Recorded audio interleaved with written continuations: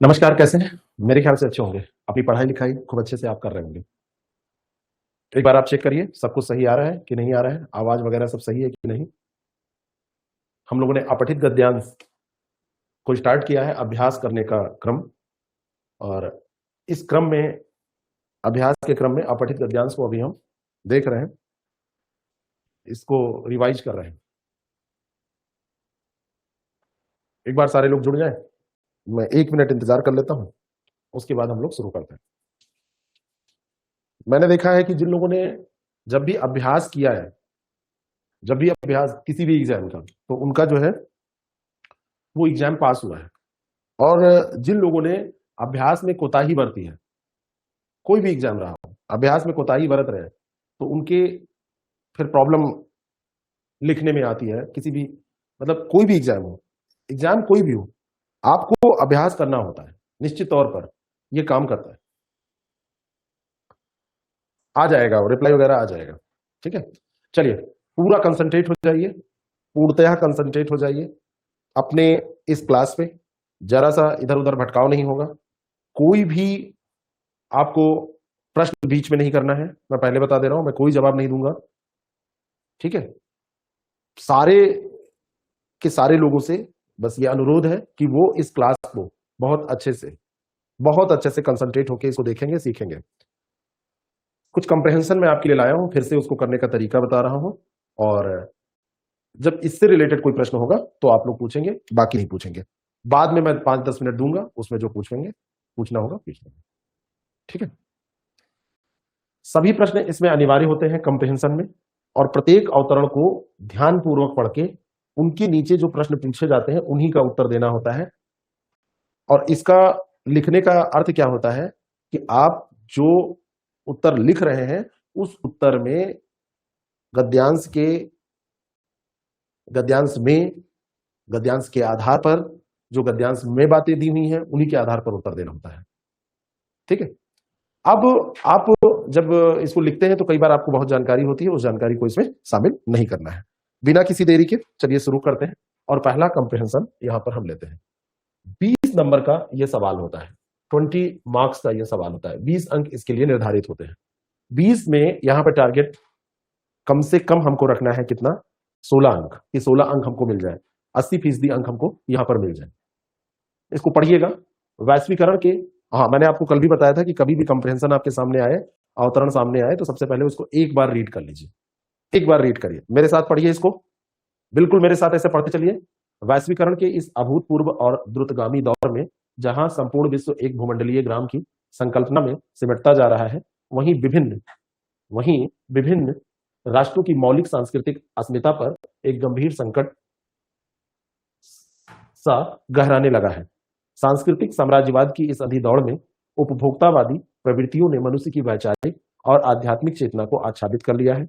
आज का युवा वर्ग अपनी जड़ों से कटकर पाश्चात्य संस्कृति के सतही आकर्षण की ओर सम्मोहित हो रहा है, जिसके परिणाम स्वरूप हमारी चिरंतन मूल्य मीमांसा और सहिष्णुता और वसुधैव कुटुंबकम की उदात्त भावनाएं नेपथ्य में धकेली जा रही हैं।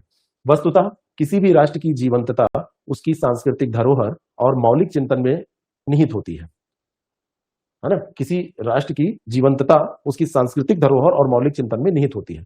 जब कोई समाज अपनी भाषाई अस्मिता, लोक परंपराओं और ऐतिहासिक स्मृतियों को विस्मृत कर देता है, तो वह केवल एक भौगोलिक इकाई मात्र रह जाता है, जिसकी अपनी कोई आत्मा नहीं होती। यह सत्य है कि हमें तकनीकी और वैज्ञानिक प्रगति के लिए वैश्विक ज्ञान का आलिंगन करना चाहिए, है ना? आलिंगन करना चाहिए, परंतु यह आलिंगन अपनी पहचान की कीमत पर नहीं होना चाहिए। सच्ची प्रगति वह है जहां परंपरा और आधुनिकता का संतुलित समन्वय हो। जब आपने इसको पढ़ लिया, पढ़ने के बाद में अब एक बार क्वेश्चन देखना है कि इससे क्वेश्चन क्या पूछे जा रहे हैं। आप जब क्वेश्चन देखेंगे तो पहला क्वेश्चन है रेखांकित अंश की व्याख्या, दूसरा क्वेश्चन है वैश्वीकरण और उपभोक्तावाद का आज के युवा वर्ग और हमारी संस्कृति पर प्रभाव, आपको बताना है कि क्या प्रभाव पड़ा। तीसरा है कि इस अवतरण का उपयुक्त शीर्षक दीजिए और गद्यांश का मूल भाव संक्षेप में प्रस्तुत कीजिए। तो ये जो सवाल है इसी को कहते हैं संक्षेपण, इसी को क्या कहते हैं? संक्षेपण करना। ये 10 अंक का होता है। रेखांकित अंश की व्याख्या 4 अंक की। मैंने कल भी आपको बताया था कि जब रेखांकित अंश की व्याख्या आप करते हैं तो यहां पर लिखते हैं एक तो कॉपी आपकी कैसी होती है, सबसे पहले आप इसको देखेंगे। आपकी कॉपी बिल्कुल ऐसे होगी, यहां पर हाशिए के इधर उधर कुछ आपको लिखना नहीं होगा, इस तरीके की कॉपी, और हाशिए के इधर उधर आपको कुछ लिखना नहीं है। यहां पर जब आप इस प्रश्न का उत्तर देने जा रहे हैं तो आप ऐसे यहां पर लिखेंगे उत्तर 1 आ, उत्तर 1 आ, है ना। और यहां पर लिखेंगे रेखांकित अंश की व्याख्या, रेखांकित अंश की व्याख्या, इसको अंडरलाइन करेंगे। यहां पर डालेंगे संकेत, और संकेत में मैंने आपको बताया था कि क्या लिखना है, जो यहां पे रेखांकित अंश है इसको उठाना है। वस्तुतः किसी भी राष्ट्र और अंत हो रहा है, आत्मा नहीं होती।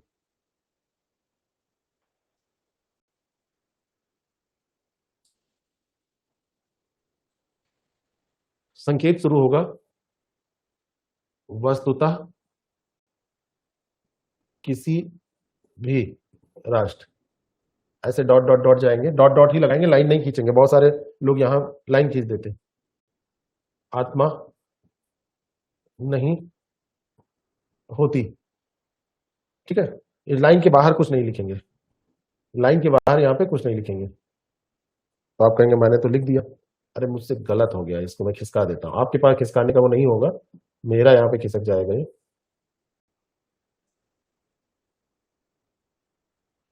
ठीक है। आत्मा नहीं होती, इस तरीके से आप इसको लिख देंगे, ठीक है। अगर एक ही कलर के पेन से लिख रहे हैं तो इसको अंडरलाइन कर देंगे, और अगर दो कलर की पेन है तो ब्लैक कलर से इसको कर देंगे। मैं यहां लिखे दे रहा हूं कि इसको इसको ये ब्लैक कलर की पेन से आप लिखेंगे, ब्लैक पेन से लिख देंगे। उत्तर संख्या आ, अगर आपके पास ब्लैक पेन है तो ज्यादा बेटर है। इन सारी चीजों को सब ब्लैक पेन से लिख देंगे, ठीक है ना।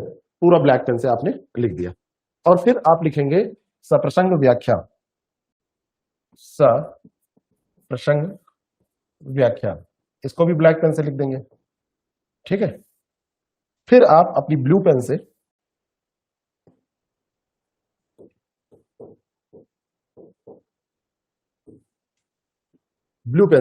अब व्याख्या शुरू करेंगे, ठीक है। मैंने कहा है कि जब दूसरी बार आप व्याख्या करने चल रहे हैं तो व्याख्या के बारे में तो करना ही है। जो भी बातें हैं इसके ऊपर नीचे की लाइनें, अगर ये शुरुआत में ही अंडरलाइन होता तो ऊपर की लाइन नहीं होती, अंत में होता तो नीचे की नहीं होती। जो भी आसपास की लाइन होगी, पंक्ति होगी, जो भी वाक्य लिखा होगा, ठीक है, उसको आप पढ़ेंगे सही से। यहां पे दिया है वस्तुतः किसी भी राष्ट्र की जीवंतता उसकी सांस्कृतिक धरोहर और मौलिक चिंतन में निहित होती है। जब कोई समाज अपनी भाषाई अस्मिता, लोक परंपराओं और ऐतिहासिक स्मृतियों को विस्मृत कर देता है, एक्सट्रीमली सॉरी, तो वह केवल एक भौगोलिक इकाई मात्र रह जाता है, जिसकी अपनी कोई आत्मा नहीं होती। देखिए, सबसे पहले आपको प्रसंग में यह लिखना होता है कि वास्तव में इसमें लेखक किसके बारे में कह रहा है। तो यहां किसी राष्ट्र की जीवंतता और उसकी सांस्कृतिक धरोहर मौलिक चिंतन में निहित होती है, जीवंतता जो है, इसके बारे में बात कर रहा है, ठीक है। तो आप क्या लिखेंगे जरा बताइए, अभ्यास कर रहे हैं ना। अब मैं प्रश्न पूछ रहा हूं, बताइए यहां पर आप प्रसंग क्या लिखेंगे कि लेखक प्रस्तुत पंक्तियों में क्या बात कर रहा है। बताइए आप लोग, बताइए लेखक प्रस्तुत पंक्तियों में क्या बात कर रहा है।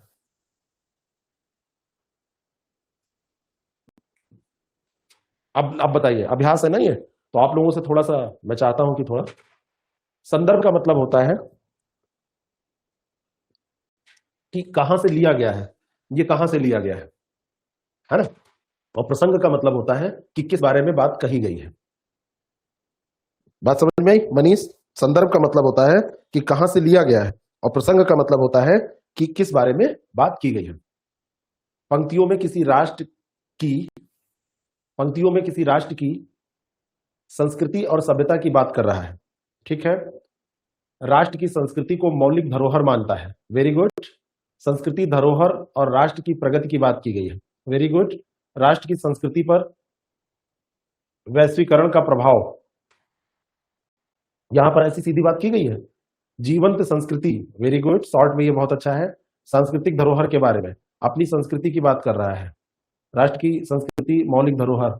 लेखक प्रस्तुत पंक्ति में वैश्वीकरण का किसी भी राष्ट्र की संस्कृति पर पड़ने वाले प्रभाव बताता है। किसी देश की जीवंतता उसकी संस्कृति व सभ्यता, व में सिंगल मतलब मात्रा नहीं रहेगी, की बात कर रहा है। संस्कृति सांस्कृतिक धरोहर के बारे में बताया जा रहा है। वेरी गुड, और भी जवाब आए हैं, बहुत अच्छे, बहुत खूब, ठीक है, बताइए।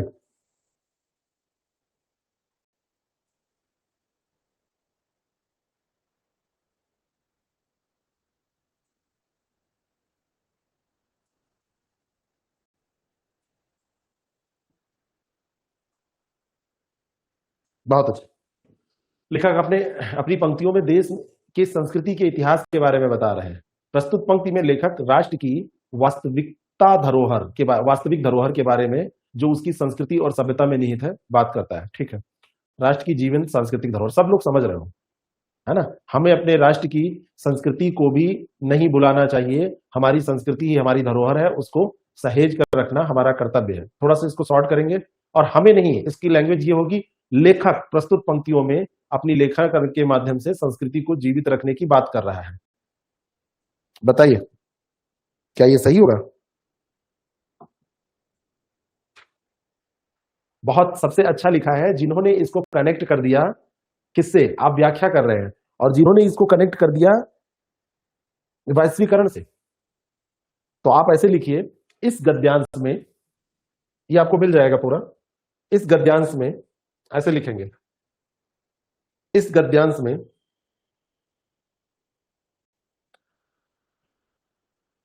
इस गद्यांश में लेखक ने वर्तमान वैश्वीकरण और उपभोक्तावाद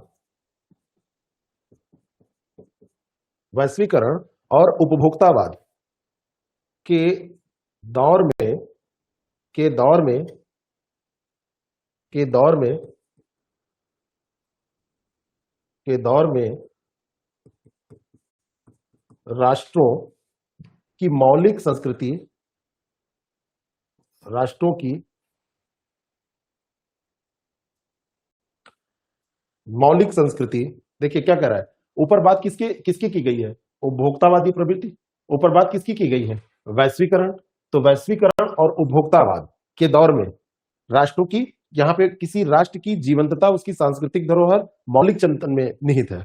और जब कोई समाज अपनी भाषाई अस्मिता, लोक परंपराओं और ऐतिहासिक स्मृतियों को विस्मृत कर देता है, तो वह केवल एक भौगोलिक इकाई मात्र रह जाता है, जिसकी अपनी कोई आत्मा नहीं होती। तो यहाँ पे लैंग्वेज ऐसे देंगे, राष्ट्रों की मौलिक सांस्कृतिक पहचान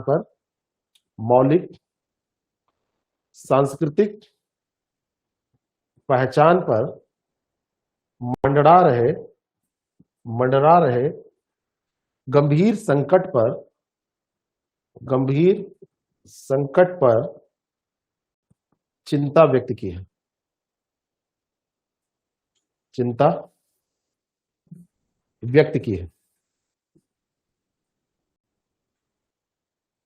ये आपका प्रसंग हो गया, ये आपका क्या हो गया? प्रसंग हो गया। चिंता व्यक्त की है, ये आपने बता दिया, लिख दिया। अब हमने कहा है कि जितनी भी यहां पर आपके पास ये पंक्ति दी हुई है, उसकी कम से कम 3 गुना हम लोग व्याख्या करते हैं।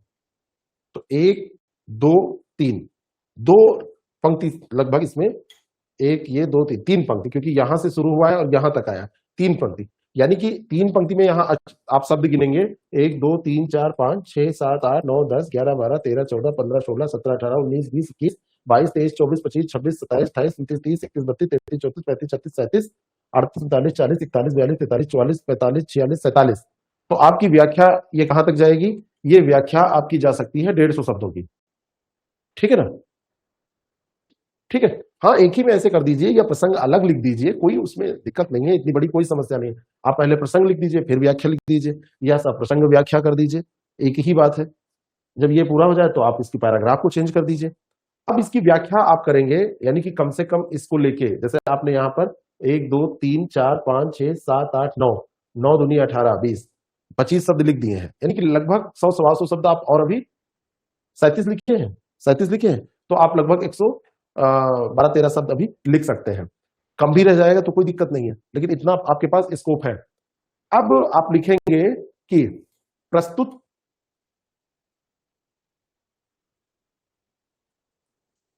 प्रस्तुत रेखांकित पंक्तियों में, प्रस्तुत रेखांकित पंक्तियों में, रेखांकित पंक्तियों में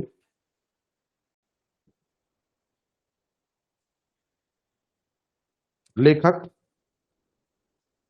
लेखक समाज को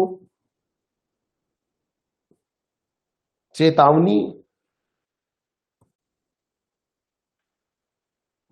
देते हुए यह स्मरण कराता है, चेतावनी देते हुए यह स्मरण कराता है कि यह स्मरण कराता है कि किसी राष्ट्र का वास्तविक, किसी राष्ट्र, देखिए कल, अब आज ये हो जाए, फिर नेक्स्ट जो अभ्यास करेंगे उसकी कॉपी ही यहीं पर बना लेंगे, कॉपी में ही करेंगे तो वो ज्यादा अच्छा रहेगा।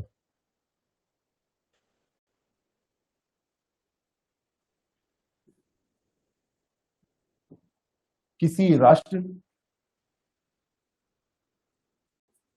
का वास्तविक, पेन चेंज थी वही हमको लग रहा था, किसी राष्ट्र का वास्तविक अस्तित्व, वास्तविक अस्तित्व और उसकी जीवंतता का अर्थ कौन बताएगा, जीवंतता का अर्थ कौन बताएगा, और उसकी जीवंतता, अब अर्थ नहीं याद आ रहा है तो ऐसे लिख सकते हैं, जीवंतता केवल क्या बात कर रहा है, उसकी क्या कह रहा है, उसकी भौगोलिक उसमें नहीं है, सांस्कृतिक धरोहर में है, मौलिक चिंतन में है, केवल भौगोलिक क्षेत्र में ही नहीं निहित है ना, उसकी उसकी भौगोलिक सीमाओं, उसकी भौगोलिक सीमाओं, या फिर आप लिख सकते हैं भौगोलिक सीमाओं, या भौगोलिक सीमाओं या भौतिक भूभाग, भौतिक भूभाग, भौतिक भूभाग से नहीं तय होती, से नहीं तय होती, से नहीं तय होती, है ना, बल्कि, इसको फुल स्टॉप लगा दीजिए, बहुत बड़े बड़े सेंटेंस नहीं, एक राष्ट्र, एक राष्ट्र की की असली आत्मा, असली आत्मा उसकी मातृभाषा, असली आत्मा उसकी मातृभाषा, भाषाई अस्मिता है तो मातृभाषा, लोक परंपरा, ऐतिहासिक स्मृति, ये सारी चीजें हैं, तो उसकी मातृभाषा, लोक संस्कृति, लोक संस्कृति, उसकी मातृभाषा, लोक संस्कृति, है ना।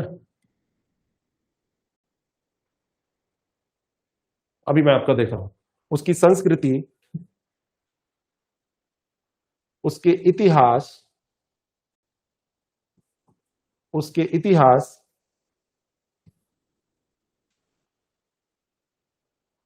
विचार, विचार में निहित होती है, निहित होती है, बहुत सरल शब्दों में लिखा रहा हूं, निहित होती है। आधुनिकता के अंधे दौड़ में, आधुनिकता के अंधे दौड़ में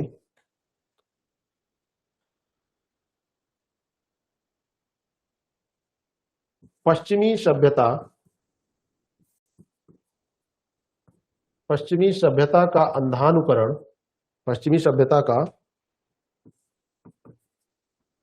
अंधानुकरण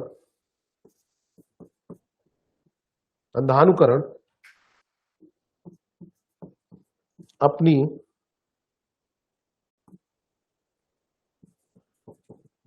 सांस्कृतिक जड़ों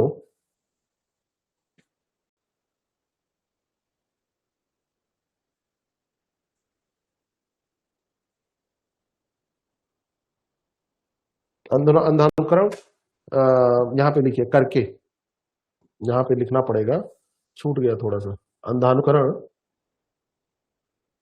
अंधानुकरण करके अपनी सांस्कृतिक जड़ों को भूलने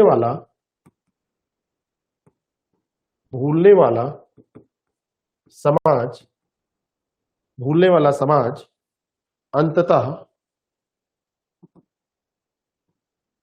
क्या होता है, क्या दिया हुआ है, इन सारी चीजों से आपको गुजरना पड़ेगा, यह ध्यान रखिएगा। समाज क्या करता है, जिसकी कोई अपनी आत्मा नहीं रहती और ऐतिहासिक विस्मृतियों को विस्मृत कर देता है, वह केवल एक भौगोलिक इकाई मात्र रह जाता है। ठीक है, तो अपनी आत्मा खो देता है। समाज अंततः अपनी आत्मा खो देता है और केवल या मात्र, जो भी आपको लिखना है, केवल मृत प्राय एक ही में रहता है ये, केवल मृत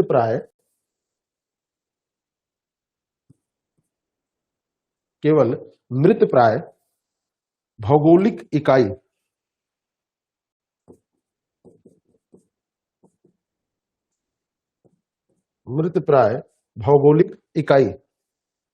या मृत प्राय जमीन का टुकड़ा, ऐसा लिख दीजिए और सरल करके लिखना हो, मृत प्राय जमीन का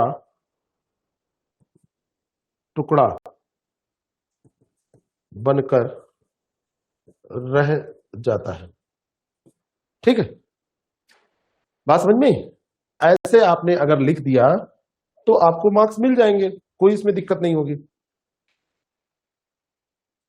ठीक है, अब कभी कभी आपको और इसमें कुछ विशेष लिखना है कि वास्तव में लास्ट में लेखक ने मैसेज क्या दिया, ये चीज आप करना चाहते हैं तो आप थोड़ा सा और जोड़ सकते हैं कि यह प्रसंग राष्ट्र निर्माण में सांस्कृतिक धरोहर की अपरिहार्यता और जड़ों से जुड़ने के महत्व को स्थापित करता है। ठीक है, विशेष आप लिखिए, थोड़ा सा विशेष लिख दीजिए, विशेष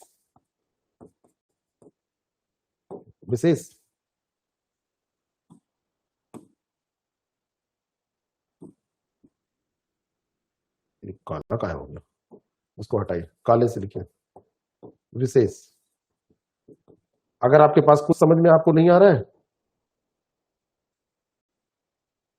तो विशेष में आप क्या लिखेंगे, एक तो भाषा के बारे में लिख दीजिए कि कैसी भाषा है इस पैराग्राफ की, तो इस पैराग्राफ की भाषा कैसी है, एक संस्कृतनिष्ठ शब्दों का प्रयोग हुआ है ना, तो प्रवाहमयी संस्कृतनिष्ठ भाषा। देखिए ये सब कहीं चल जाएगा, ये सब ट्रिक होता है, और अपनी जो शैली है उसको आप अच्छा करके बता देते हैं, इसमें अपनी शैली को अच्छा कर लेते हैं। तो आप लिखेंगे प्रवाहमयी संस्कृतनिष्ठ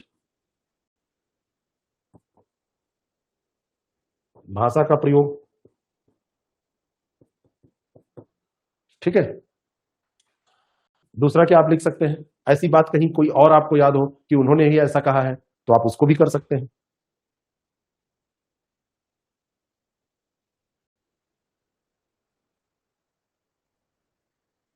उसको भी आप कर सकते हैं। ठीक है ना, तो ये देखिए आपने जो लिखा है, एक मिनट, क्या नाम है, प्रियंका गुप्ता, किसी राष्ट्र का वास्तविक अस्तित्व उसकी सामाजिक धरोहर में शामिल होता है। आज का आधुनिक युग में सिर्फ पाश्चात्य शैली को अपनाकर अंधों की तरह उसकी तरफ भाग रहा है, धारा को मुख्य धारा को छोड़कर। छोड़कर है, मतलब वो सेंटेंस गलत हुआ है, नश्वर वस्तुओं में अपने आप को संलग्न कर लिया है, वह नहीं जानता कि उसके यह कार्य उसके कौन से गत की तरफ। आप देखिए, आप वही बात है ना। हाँ, वर्णात्मक शैली का प्रयोग ये सब आप लिख सकते हैं, कोई दिक्कत नहीं है। देखिए, आपने अपनी तरफ से चीजों को लिख दिया और मैंने क्या किया, मैंने पैराग्राफ में जो दिया है उसके आधार पर लिखा है। ठीक है ना। विशेष लिखना कोई जरूरी नहीं है, इसको आप लिख देते हैं तो विशेष नंबर मिल जाते हैं, है ना।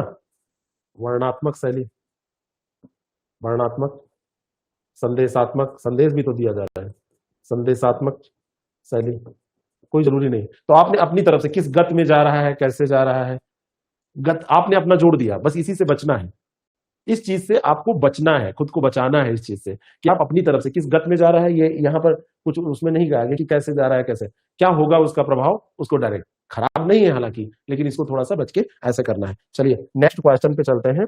और नेक्स्ट क्वेश्चन हमारा यहां पर है कि वैश्वीकरण और उपभोक्तावाद का आज के युवा वर्ग और हमारी संस्कृति पर क्या प्रभाव पड़ा है। तो अब वही वैसे ही चलेंगे, क्या प्रभाव पड़ा है इसको लिख देंगे, तरीका वही होगा। क्या तरीका होगा, तरीका क्या होगा बताइए, आंसर दीजिए।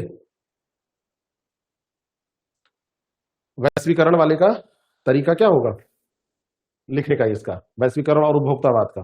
तो मैंने पहले ही आपको बताया था कि आप बस ऐसे लिखेंगे, उत्तर एक आ, और फिर आप जाएंगे, अब यहां पर लिखेंगे उत्तर, पहले तो कॉपी बनानी पड़ेगी, इसको ले लेते हैं, इसी से बना देते हैं, ये ज्यादा सही रहेगा। मान लीजिए कि ये आपकी कॉपी है, इसी में लिखना है, ठीक है ना। तो आपने लिखा उत्तर एक वाह, और यहां पर एक शीर्षक, मतलब यहां पर एक हेडिंग डालेंगे, वैश्वीकरण और उपभोक्तावाद का किस पर प्रभाव, युवा वर्ग और हमारी संस्कृति पर प्रभाव। तो आप लिखेंगे वैश्वीकरण व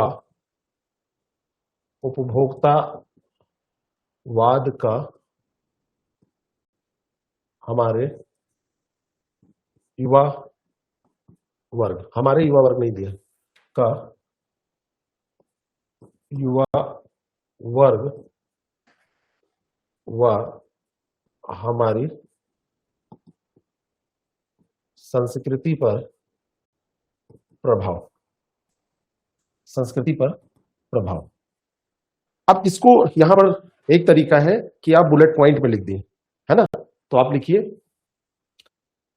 अवतरण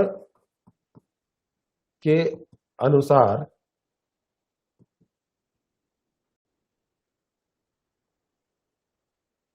वैश्वीकरण व उपभोक्तावाद के प्रभाव निम्नलिखित है। और 1 2 3 करके लिख दीजिए। पहला लिखिए युवा वर्ग क्या प्रभाव पड़ा है, यहां पर देखिए पहला क्या लिखेंगे, युवा वर्ग। सबसे बड़ी बात यहां पर क्या हो रही है कि उपभोक्तावादी प्रवृत्ति उसकी होती चली जा रही है, सांस्कृतिक जड़ों से वो कटता चला जा रहा है और वो पश्चिमी देशों की चकाचौंध के प्रति आकर्षित हो रहा है।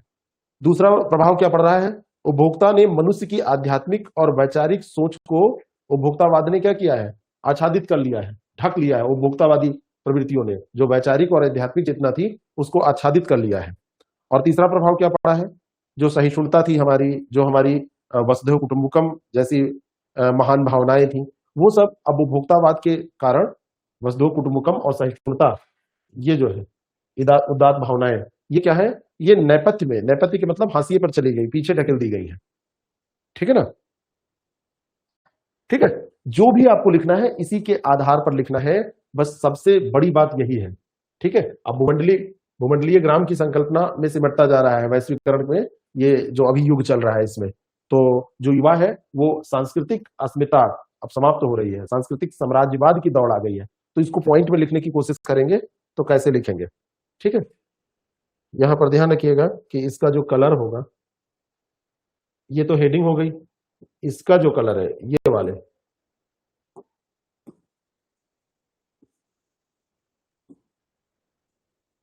अच्छा, ये वही सेलेक्ट हो रहा है। ये आप ऐसे भी लिख सकते हैं, लेकिन इसको ब्लू पेन से लिखिएगा, ज्यादा सही रहेगा। इसको ब्लू पेन से लिखेंगे तो ज्यादा सही रहेगा। अब आप आइए, पहला पॉइंट यहां पे लिखिए, नोट करिए कि युवा वर्ग अपनी, देखिए पढ़ लीजिए वहां, फिर अपनी भाषा में लिखिए। युवा वर्ग अपनी सांस्कृतिक जड़ों से कटकर सांस्कृतिक जड़ों से कटकर पश्चिमी देशों की सतही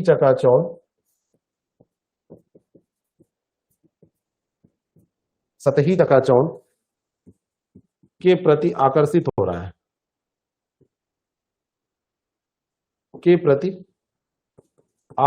रहा है, पहला प्रभाव ये हो गया।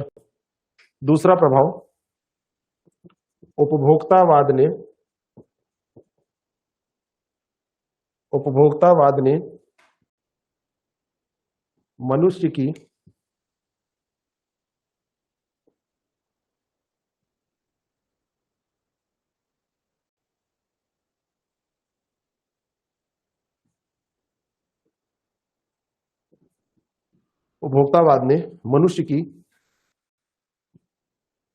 आध्यात्मिक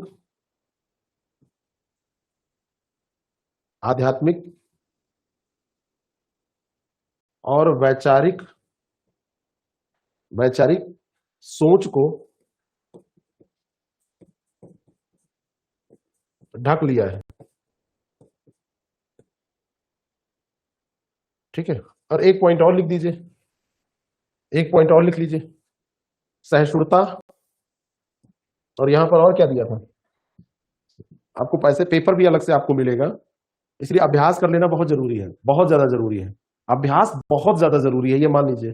तो यहाँ पे सहिष्णुता था और वसुधैव कुटुंबकम, तीसरा पॉइंट हमने यहां से बनाया है। तो सहिष्णुता और वसुधैव कुटुंबकम, सहिष्णुता और वसुधैव कुटुंबकम,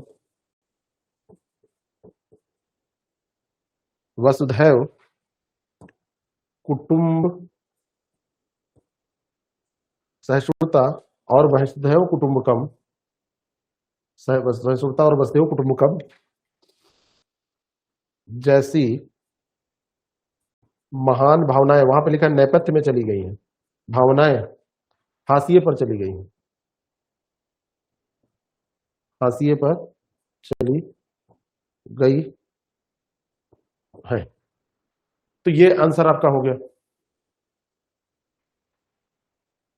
7, 14, 21 अगस्त को टेस्ट है। कई लोग बहुत मैसेज कर रहे हैं, वो कह रहे हैं कि ये क्या है, हमने ये ज्वाइन किया, ये फ्री में देना चाहिए, होना चाहिए। हम एक दिन गए थे, हमने वो खरीदी थी इनोवा, बगल में इटियोस खड़ी थी, मेरा उसको भी लेने का मन था, उसने दिया ही नहीं। इनोवा का पेमेंट किया तो इनोवा हमें मिली। अब आप कहेंगे कि हर चीज पेमेंट होती है, हर चीज पेमेंट नहीं होती है, लेकिन पेमेंट बहुत जरूरी होता है। आप सेलेक्ट हो जाएंगे, इंटर कॉलेज में टीचर बन जाएंगे, आपसे कहा जाए कि बगल में प्राइमरी स्कूल है, वहां भी रोज 4 घंटा पढ़ा देना, ये सब आप उस पर पूछिएगा। जो हमारा कॉन्टेक्ट नंबर है 6307281212, इस पर आप जाके पूछ लीजिएगा, बात कर लीजिएगा।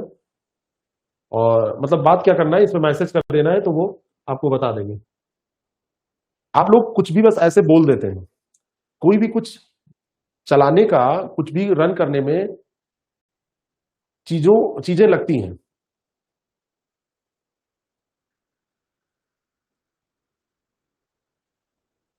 और आप लोग बोलने कुछ भी बोल देते हैं।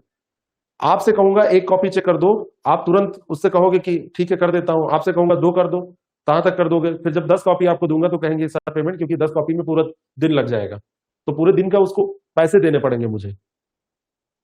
मैं अकेले कर नहीं सकता हूं, और मैं अकेले भी करूं तो मैं कहां से कर पाऊंगा, कितनी कॉपी में चेक कर पाऊंगा?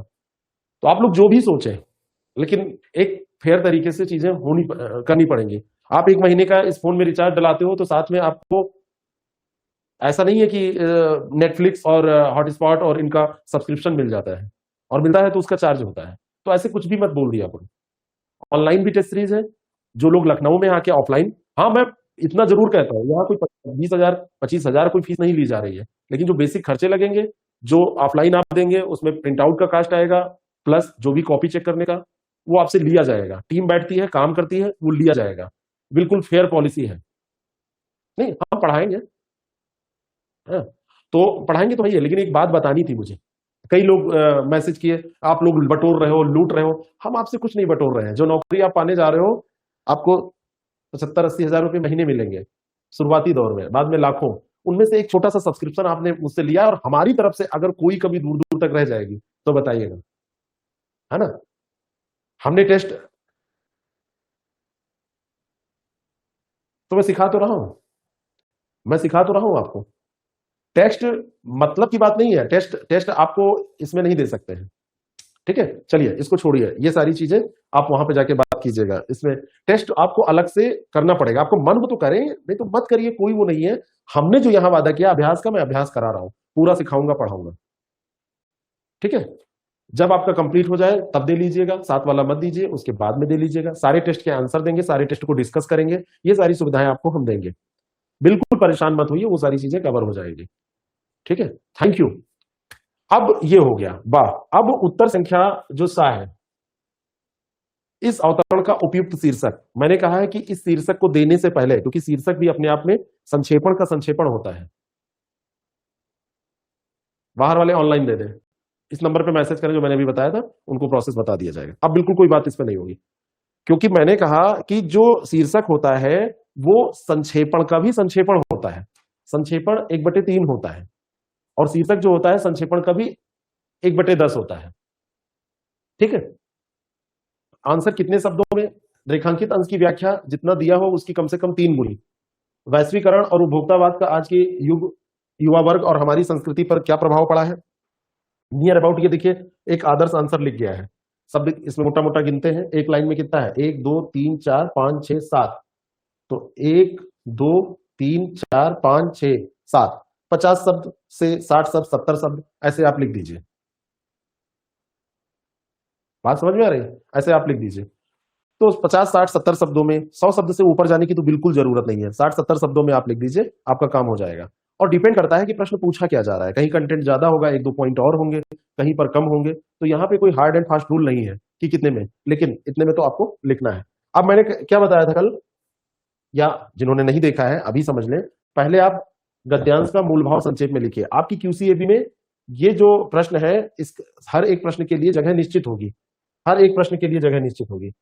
तो इस प्रश्न के लिए भी जगह निश्चित होगी। तो यहां पे उत्तर संख्या 1 दा ये रहेगा जगह, तो इसको आप जगह छोड़ दीजिए, है ना। इसके लिए आप जगह छोड़ दीजिए। उत्तर 1 सा, इसके लिए जगह छोड़ दीजिए, और फिर उत्तर 1 दा यहां से लिखिए, उत्तर 1 दा। ठीक है, नए पेज से हम शुरू करते हैं, जिससे कि आपको थोड़ा सा आसान लगे। एक ही उसमें हो जाएगा तो थोड़ा सा आसान रहेगा हम लोगों के लिए। ये आपकी कॉपी में बना रहा हूं, कॉपी भी लाके आपको वो करा दूंगा। अब यहां पर लिखिए उत्तर 1 दा, उत्तर 1 दा। ठीक है ना। नहीं अभी ठीक है, आपको आता है शर्मिला, वो ठीक है, लेकिन तरीका जो मैं बता रहा हूं इसको फॉलो करिए। अब इसका जब आपको क्या करना है, संक्षेपण करना है, गद्यांश का मूल भाव लिखना है। तो मैंने कहा था कि सबसे पहले आप गद्यांश में आइए और हर एक लाइन को सॉर्ट करने की कोशिश करिए। हर एक पंक्ति को आप कोशिश करिए कि आप साइड में सॉर्ट कर पाए, लेकिन ऐसे उतारना नहीं है। ठीक है, तो पहली लाइन है कि वैश्वीकरण के इस अभूतपूर्व और द्रुतगामी, इसको पहले हम सब मिटा देते हैं। खैर आपके पास ऐसे मिटाने की सुविधा नहीं रहेगी वहां, लेकिन आपको समझाने के लिए हम इसको सबसे पहले, जो फालतू की चीजें यहां पे हैं उनको मिटा देते हैं। आपके पास पेपर में भी ये रहेगा, और वहां पे कॉपी पे भी ये प्रिंटेड होता है, कॉपी पे भी ये प्रिंट रहता है।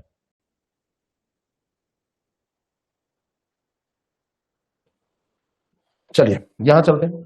वैश्वीकरण के इस अभूतपूर्व और द्रुतगामी दौर में जहां संपूर्ण विश्व एक भूमंडलीय ग्राम की संकल्पना में सिमटता जा रहा है, वहीं विभिन्न राष्ट्रों की मौलिक सांस्कृतिक अस्मिता पर एक गंभीर संकट गहराने लगा है। अब इसको यहां पर अगर सॉर्ट करके आप कोशिश करेंगे तो दो चीजें, एक तो वैश्वीकरण यहां से निकल के आ रहा है, एक यहां पर क्या निकल कर आ रहा है, वैश्वीकरण, जिसके बारे में जिक्र आपको करना है, और दूसरी चीज है वैश्वीकरण और दूसरी बात है सांस्कृतिक पहचान, सांस्कृतिक अस्मिता। ये दो चीजें निकल के आ रही हैं जिनका जिक्र पहली लाइन में आपको करना है। ठीक है, फिर है सांस्कृतिक साम्राज्यवाद की इस अंधी दौड़ में, यानी कि जो आधुनिकता की अंधी दौड़ है और उपभोक्तावादी जो प्रवृत्तियां हैं, ठीक है, तो मनुष्य की वैचारिक और आध्यात्मिक चेतना को इसने आच्छादित कर लिया है और आज का युवा वर्ग अपनी जड़ों से क्या हो रहा है, कटकर पाश्चात्य संस्कृति के सतही आकर्षण की ओर सम्मोहित हो रहा है।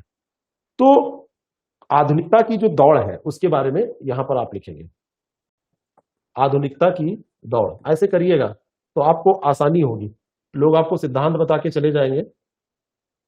आधुनिकता की दौड़ के बारे में यहां पे लिखना है, और आधुनिकता की दौड़ कर क्या रही है ना, लोगों को अपनी जो चिरंतन मान्यताएं हैं उनको भुलाने का काम कर रही है। तो जो मान्यताएं लोग जो हैं वो भूल रहे हैं, ये जिक्र यहां पर कर देना है।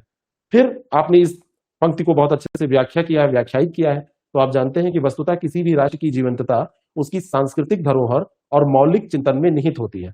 जब कोई समाज अपनी भाषाई अस्मिता, लोक परंपराओं और ऐतिहासिक स्मृतियों को विस्मृत कर देता है तो वो केवल एक भौगोलिक इकाई मात्र रह जाता है जिसकी अपनी कोई आत्मा नहीं होती है।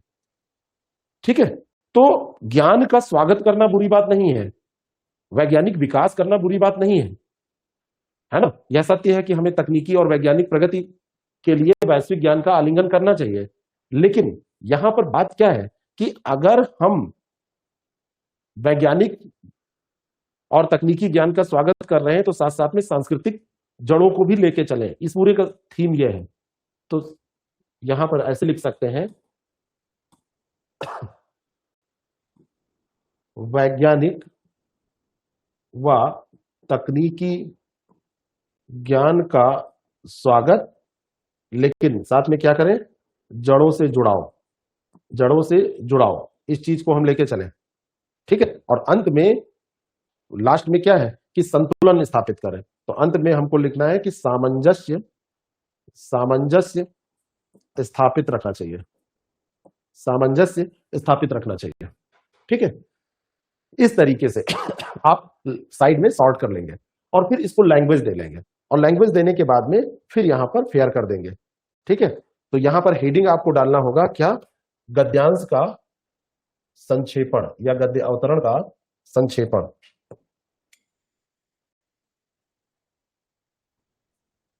गद्यावतरण का संक्षेपण। ठीक है, गद्यावतरण का संक्षेपण। कई बार लोग गद्यावतरण का जब संक्षेपण करते हैं तो यहां शीर्षक भी वाला लिख देते हैं, लेकिन मुझे नहीं लगता, जब शीर्षक का प्रश्न अलग है तो यहां पर फिर से लिखने की जरूरत है। ठीक है, अब आप जब लिखेंगे तो ऐसे लिख सकते हैं, इसी को लैंग्वेज देना है, इसको लैंग्वेज देना है, वैश्वीकरण सांस्कृतिक अस्मिता। अच्छा, मैं बोले दे रहा हूं, आप लोग लिखिए, जैसे कि मैं यहां से लैंग्वेज दे सकूं, क्योंकि मेरे पास कोई सॉल्यूशन नहीं है। मैं इसको यहीं से करूंगा तो बार बार संक्षेपण में थोड़ी दिक्कत आ सकती है। आप लोग नोट करिए, वैश्वीकरण और अंधाधुंध उपभोक्तावाद ने वैश्वीकरण और अंधाधुंध उपभोक्तावाद ने राष्ट्रों की सांस्कृतिक पहचान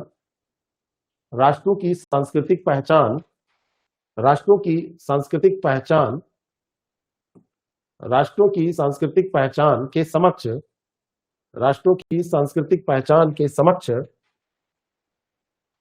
गंभीर संकट उत्पन्न कर दिया है। आधुनिकता की आधुनिकता की दौड़ में हम आधुनिकता की दौड़ में हम अपनी चिरंतन मान्यताओं को अपनी चिरंतन मान्यताओं को चिरंतन ये क्या होगा, अच्छा वाइट, अपनी चिरंतन मान्यताओं को चिरंतन अपनी चिरंतन मान्यताओं को भुला रहे हैं भुला रहे हैं अपनी मान्यताएं भूल रहे हैं ना, अपनी चिरंतन मान्यताओं को भुला रहे हैं। जो एक राष्ट्र की वास्तविक आत्मा होती है जो एक राष्ट्र की वास्तविक आत्मा होती है जो एक राष्ट्र की वास्तविक आत्मा होती है जो एक राष्ट्र की वास्तविक आत्मा होती है। अगला लिखिए, वैज्ञानिक विकास के लिए वैश्विक ज्ञान का वैज्ञानिक विकास के लिए वैश्विक ज्ञान का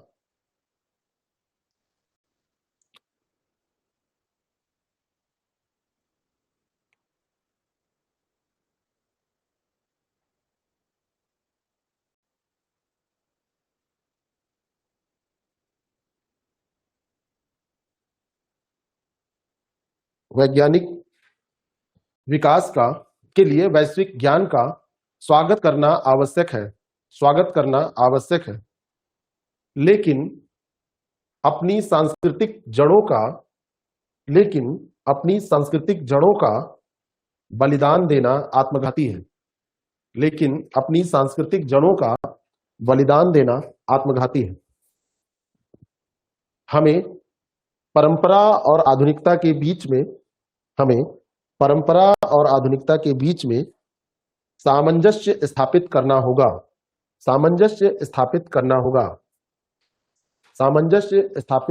होगा। अन्यथा हम भविष्य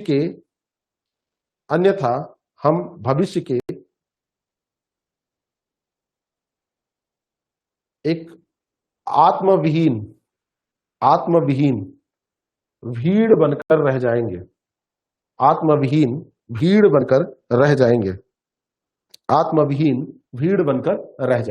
यानी कि केवल भौगोलिक, अब आप कहोगे कि इसमें आपने ये नहीं लिखा कि भौगोलिक सीमा और केवल भौगोलिक क्षेत्र बनकर रह जाएंगे, पूरा नहीं लिखेंगे, वो समझाने के लिए कहा गया था। तो जब हम इसको लिखते हैं तो जो समझाने वाली बातें होती हैं उसको हटा देते हैं। क्यों हटा देते हैं? क्योंकि ये संक्षेपण है, संक्षेप में चीजें यहां पर लिखते हैं। ठीक है, बात समझ में आई? समझ गए ना? ठीक है, अब हमारा बचा क्या, यानी कि इसको हमने लिखा दिया, बोल के लिखा दिया, लिखे दे रहे हैं, बोल कर लिखाया, नहीं तो कई लोग कहेंगे आप अधूरा लिख दो। बोल कर लिखाया गया है, क्लास में बोल कर लिखाया गया है, क्लास में बोलकर लिखाया गया। नहीं तो कई लोग कहते हैं आप अधूरा पीडीएफ दे देते हैं, अब इसको कौन लिखेगा? अब हम हो गया तो ठीक है। अब हमको बचा क्या? हमारा शीर्षक निकालने का सबसे अच्छा तरीका हमने आपको बताया था कि आप सबसे पहले इसको पढ़िए और देखिए कौन सा वर्ड सबसे ज्यादा बार आया है, कौन सा वर्ड जो है वो सबसे ज्यादा बार आया है।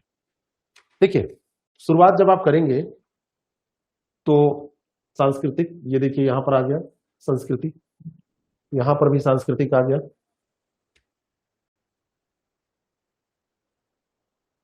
यहां पर भी सांस्कृतिक आ गया। जब कई बार पढ़ेंगे ना तो वो आ ही जाता है। 3 बार ये सांस्कृतिक शब्द आया है।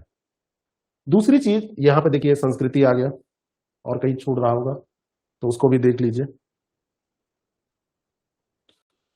दूसरी चीज जो आपने ये संक्षेपण किया है, अभी संक्षेपण में जो मूल बात आपने लिखी है वो यही है कि सांस्कृतिक पहचान, संस्कृति, इसके बारे में बात आपने की है कि वैज्ञानिक ज्ञान का तो स्वागत हमको करना है, लेकिन जो अपनी चिरंतन मान्यताएं हैं, यानी कि जो हमारी संस्कृति है, जो हमारी सांस्कृतिक पहचान है, उसकी जो अस्मिता है, उसको हमको नहीं खोना चाहिए, सांस्कृतिक मूल्यों को नहीं खोना चाहिए। ठीक है, मैंने कहा कि जो शीर्षक होता है, शीर्षक को कई बार डिस्कस किया गया है कि आप छोटे से छोटा लिखेंगे। छोटे से छोटा मतलब अगर एक दो शब्दों में हो जाता है तो बहुत अच्छा है ना। और अगर दो शब्दों में नहीं हो पाता है, 5 शब्दों में हो जाता है, तहां तक ठीक है। 5 से ऊपर जाएगा तो दिक्कत है। वैश्वीकरण और सांस्कृतिक अस्मिता, मैं आप लोगों के जो ठीक ठाक शीर्षक है उनको लिख रहा हूं। तो एक तो संस्कृति इसमें होगा ही, है ना। तो इसको लिखेंगे कैसे? तो ऐसे लिखेंगे, प्रस्तुत गद्यावतरण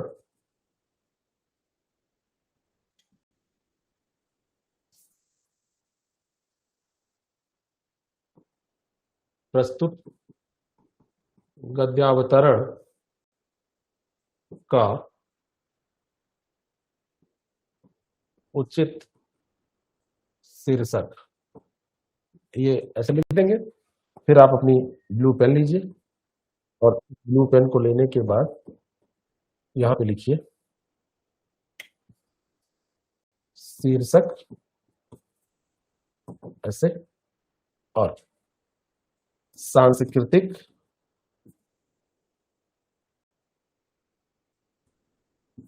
अस्मिता। मान लो बहुत छोटा शीर्षक आपके पास, पहले मुझे लिख लेने दीजिए फिर मैं बता रहा हूं।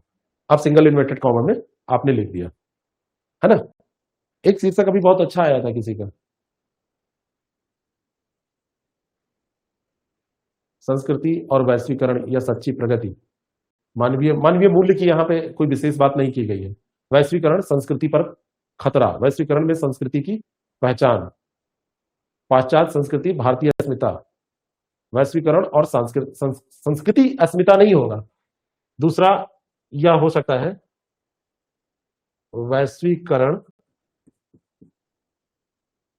और ऐसे कोलन लगाइए, लिख दीजिए सांस्कृतिक अस्मिता होगा। संस्कृति अस्मिता नहीं होगा, सांस्कृतिक अस्मिता, सांस्कृतिक अस्मिता।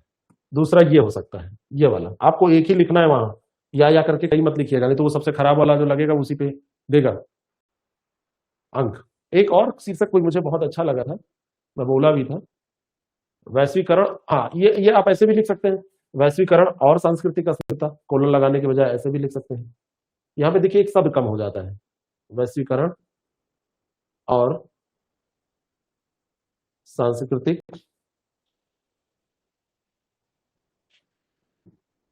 अस्मिता, वैश्वीकरण और सांस्कृतिक अस्मिता। वैश्वीकरण का संस्कृति पर प्रभाव बहुत जनरल हो जाएगा। दो अगर आपको लगता है कि दो आपने अच्छे सोच लिए तो लिखिए, या लगा के कोशिश करिए एक ही लिखिए। वैश्वीकरण का संस्कृति प्रभाव नहीं होगा, सांस्कृतिक प्रभाव या संस्कृति पर प्रभाव होगा। सेंटेंस तो सही रखना है, कम से कम शीर्षक का सेंटेंस तो बिल्कुल सही रखेंगे। वाक्य जो बना रहे हैं या जो शब्द लिख रहे हैं वो संयोजन सही होना चाहिए ना। सांस्कृतिक मूल्य केवल लिखने से काम नहीं चलेगा। देखिए अब मान लीजिए ये 3 बन गए, बहुत है। अब हमको यहाँ पर थोड़ा जज करना है। अब ये ठीक ठाक शीर्षक है, सांस्कृतिक अस्मिता, इसी के बारे में बात की गई है, लेकिन यहां पर कहीं पर भी वैश्वीकरण की बात नहीं आ रही है।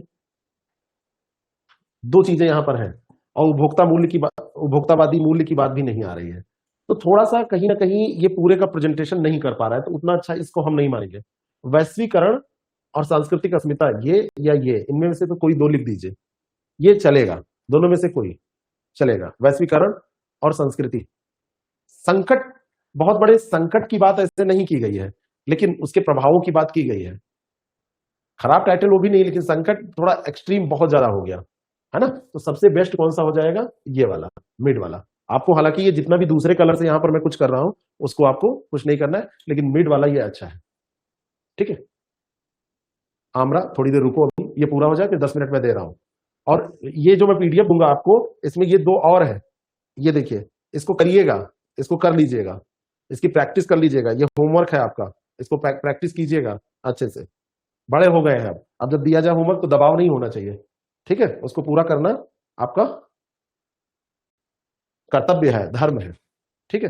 वैश्वीकरण उपभोक्तावादी संस्कृति, लेकिन उसमें फिर हाँ बढ़िया है, अच्छा है सपना। वैश्वीकरण और उपभोक्तावादी संस्कृति, ये भी अच्छा है।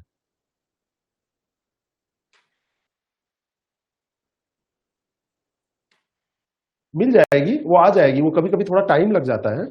देखिए कुछ चीजें हमारे हाथ में नहीं होती हैं, ये क्लास, इसमें हम ले लेते हैं क्लास, उसके बाद में ये बैकएंड पे प्रोसीड होती है, और वो प्रोसेस करने में कई बार ज्यादा टाइम लग जाता है। बड़ी बड़ी फाइल होती है, 1.5-2 घंटे की क्लास, इसमें सर्वर का इशू बहुत चल रहा है, वर्ल्ड वाइड चल रहा है, तो वो बैकएंड में कभी कभी टाइम लग जाता है, फिर वो आ जाती है। सारी क्लासेस आपको मिलेंगी। कभी कभी लेट वो होता है, वो हमारी तरफ से नहीं होता है, वो बैकएंड में वो अपने आप ऑटो प्रोसेस होकर आती है। कभी कभी 2 ही घंटे, 10 मिनट, 15 मिनट में, छोटी क्लास तो तुरंत आ जाती है, बड़ी क्लास में, ठीक है ना। तो ये होता है। कॉपी ऐसे चेक करने के लिए भेजी, जब मैं कहूंगा तब भेजिएगा, अभी मत भेजिएगा, मैसेज बहुत हो जाते हैं, कोई वो नहीं है ना। अभी सॉल्व करके कहीं नहीं भेजना है आपको, आप उसको करिएगा, मैं यहीं पर आपको फिर एक्चुअली एक एक चेक करना फिर बहुत मुश्किल है। यहां अभ्यास कराऊंगा तो मैं आपको दे दूंगा, मिला लेंगे, ठीक है, चेक हो जाएगी। फिर जब जरूरत होगी जिस चीज की, उसको मैं मंगवा लूंगा, ठीक है। कल मैं जब फिर मिलूंगा तब फिर से इसी पे चर्चा करूंगा। तो दो, जैसे एक एक का चेक करके फिर बताना बहुत मुश्किल है, लेकिन हम जैसे कल आप लोग ये दो कर लेंगे, ये अभी आप पे अपलोड हो जाएगा, आपके उसमें सेगमेंट में पीडीएफ में चला जाएगा, तो इसको फिर मैं कल सॉल्व करा लूंगा, तो आप मिला लीजिएगा, ठीक है ना। इस बार नहीं कोई मिल पा रहा है ऑप्शनल पेपर के लिए, इतने ऑप्शनल पेपर हैं, कोई मिल नहीं पा रहा है। आपने एक सवाल अभी पूछा था एसए में हेडिंग, एसए की 2 क्लासेस तो सबसे पहले देख ही लीजिए, हेडिंग एसए में नहीं डालना है, ठीक है।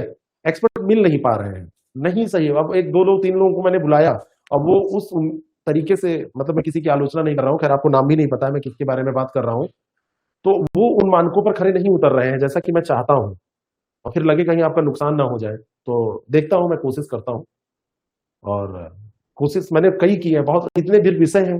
अब आप लोगों में से फोन आते हैं, सर ये विषय का कहाँ ज्वाइन कर लें, कैसे क्या करें, ठीक है, दिक्कत होती है। प्रसंग और व्याख्या में क्या अंतर रखें। प्रसंग का मतलब होता है कि किस बारे में बात की जा रही है। प्रसंग का मतलब है कि किस बारे में बात की जा रही है। जैसे प्रसंग का मतलब है कि हम इस क्लास में हिंदी पढ़ रहे हैं, ये प्रसंग है, और हम क्या पढ़ रहे हैं, ये व्याख्या है, ठीक है ना। हाँ दे देंगे, पेपर दे देंगे, मॉडल पेपर देंगे, वो सब दे देंगे, आप लोगों को पेपर दे देंगे। आपको पेपर देने में कोई दिक्कत नहीं है, मैं दे दूंगा। नहीं, ये सब आप लोग वर्ल्ड का बेस्ट टीचर बनने की कोई वो नहीं है, बस आप लोगों के बीच में एक अच्छी इमेज बनी रहे, आप लोगों की स्नेह का बस मैं एक वो चाहता हूं, और आपकी सफलता में मेरा एक सूक्ष्म योगदान हो सके।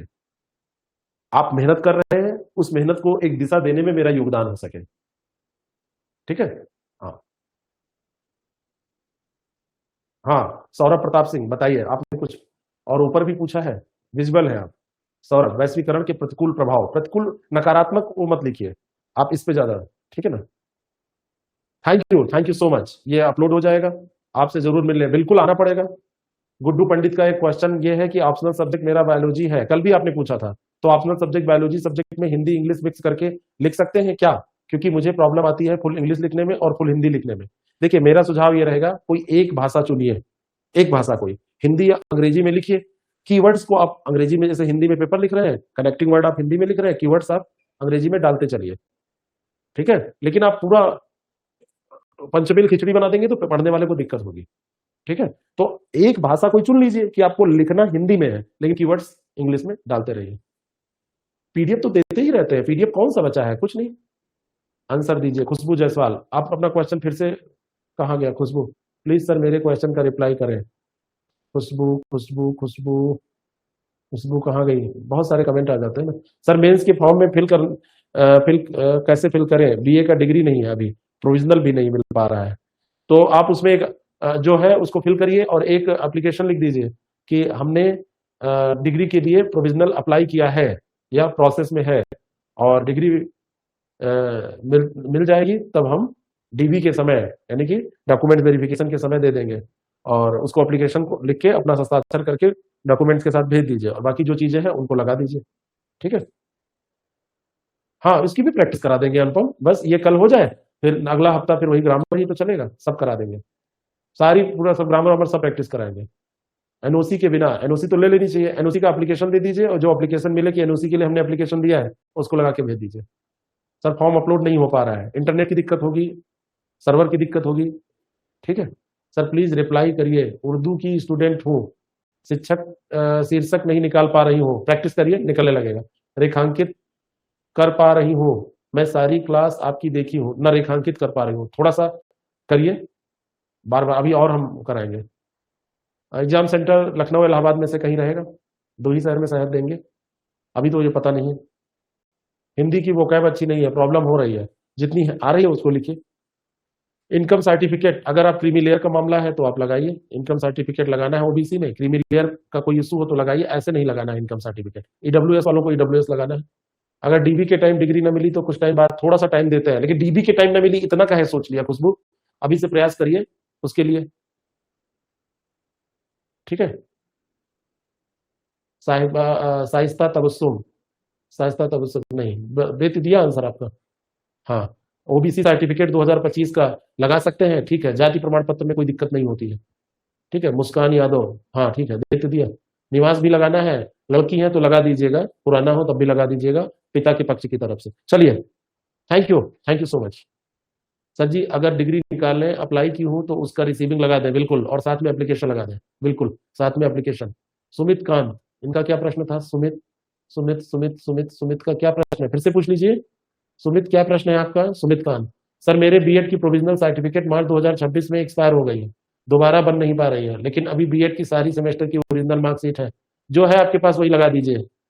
नहीं बन पा रही तो जो एक्सपायर हो गई वही लगा दीजिए, फिर देखा जाएगा आगे, आगे लगा दीजिए। Thank you so much. Test series के लिए आप उसी नंबर पे मैसेज कर लीजिए, ऑफिस स्टाफ से कांटेक्ट करिए, वो बता देंगे। नहीं वर्ड्स आते हैं, धीरे धीरे सीखिए।